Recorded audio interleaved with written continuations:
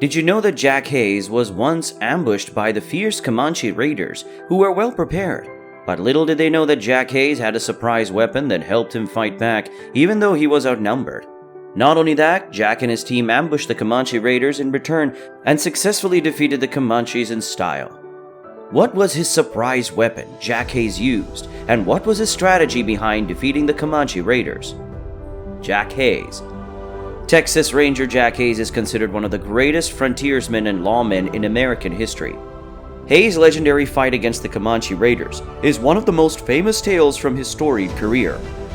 Hayes was born in Virginia in 1817 and moved to Texas in 1837. He joined the Texas Rangers, a group of frontier lawmen tasked with protecting settlers from Indian raids and other threats in 1840.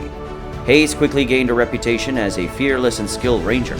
He was known for his ability to track and capture fugitives, as well as his prowess with a gun. Hayes' most famous fight against the Comanche Raiders took place in 1843, near the Nueces River in South Texas. The surprise weapon. Captain Hayes and his 14 volunteers were on a long patrol to find traces and trails of raiders coming down from the open plains north of the hill country. They were in the neighborhood of present-day Sisterdale when they spotted a honeybee hive in a large tree, and as one of the rangers was climbing the tree, he turned back along the route to see that they were being pursued by a group of mounted Comanche warriors. The 15 rangers hastily saddled up again and saw that nearly 70 impatient Comanches had joined the group. The Comanche party rallied around their chief, Yellow Wolf, and the fight turned into a deadly close-range sluggish match, with Indians and Rangers bare yards apart. In conflicts like this, the Indians would typically wait for their opponents to draw fire from single-shot firearms before counterattacking with a hail of arrows while their opponents reloaded their long weapons, which would take at least a minute. Instead, Hayes' outnumbered Rangers set aside their long guns and drew their surprise weapons. The 1836 Patterson Colt, a 5-shot repeating pistol, it was an excellent weapon for close-range, horseback combat, especially if the warrior had a pair of additional cylinders preloaded with powder and ball. Jack Hayes had ensured that his men were equipped with Pattersons and had trained and drilled them tirelessly. Within minutes, the battle on the small hill had developed into a dusty, whirling riot of horses and black smoke. The Comanche withdrew with the Rangers following them, firing their guns relentlessly. It devolved into a running battle across 2 or 3 miles, a furious pursuit. In the end, one of the Rangers halted his horse, dismounted and carefully took aim and took a shot at the Comanche chief.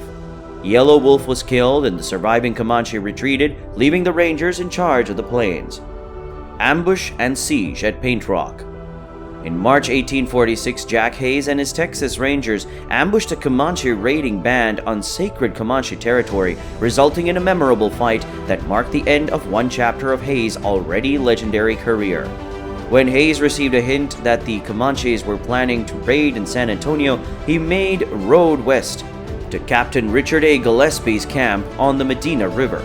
When Hayes arrived, he told Gillespie that his 40-man company needed to be ready to march the next morning. Paint Rock was about 135 miles away, but Hayes knew if he could get there before the Comanches, it would be a great place to set up an ambush. Hayes abandoned the enemy track and broke off across the country. He gave his soldiers and their mounts a 3-hour break at one point and then made them ride for over 24 hours straight. Everyone was exhausted, but Hayes ordered his men to water their mounts and lie down to catch some rest. Just before dawn, the Texans were ready to set up the trap for the Comanches. The Rangers had caught the invaders off guard and then held off multiple Comanche charges. Some 100 warriors were said to be dead on the ground, and many more were undoubtedly brought away to die of their wounds. In summary, the Comanches had been humiliated at one of their most sacred sites.